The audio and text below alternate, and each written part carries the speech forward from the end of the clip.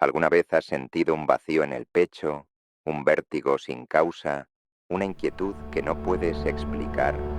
Esa sensación que te detiene a mitad de la calle o en medio de una conversación y te susurra: ¿qué estás haciendo con tu vida?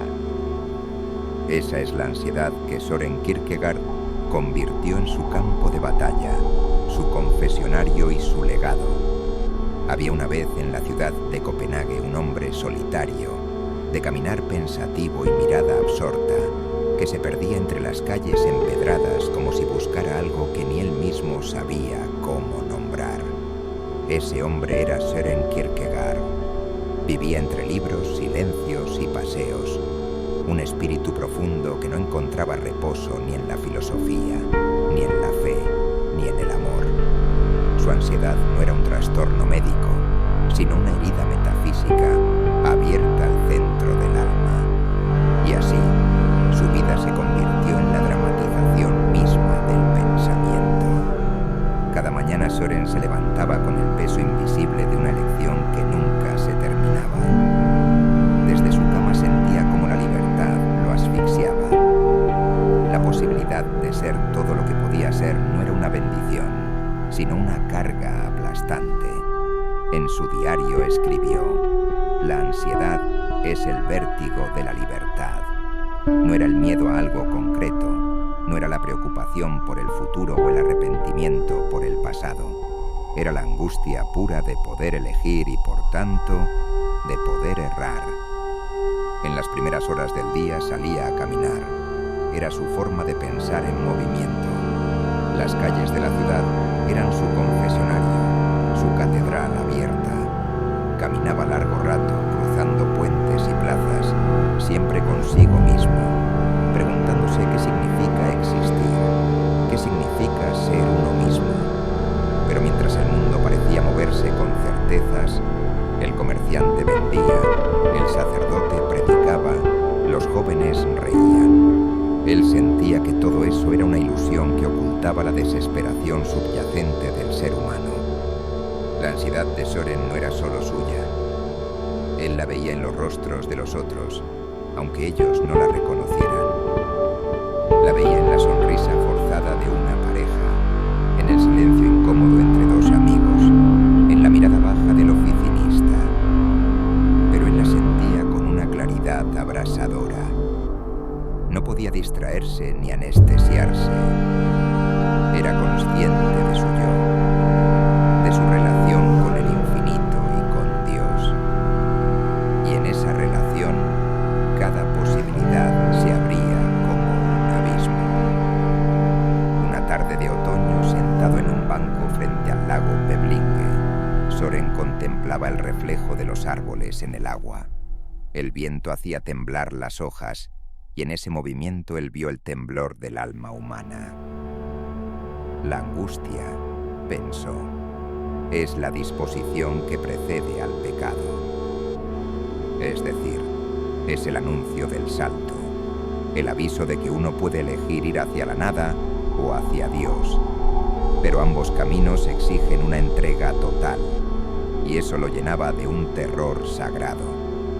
En sus textos, Søren hablaba de tres formas de vivir: la estética, la ética y la religiosa. La vida estética es la del placer, la de evitar el sufrimiento. Pero es allí donde la ansiedad crece como una sombra, porque en el fondo el placer nunca llena. Es solo una forma de huir.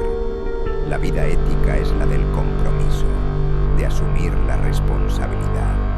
Pero también aquí la ansiedad persiste, porque incluso en la moralidad uno puede perderse en la desesperación de no estar verdaderamente en contacto con lo eterno. Por último está la vida religiosa, un camino que no se puede recorrer con los pies, sino con el alma. Es el salto de fe.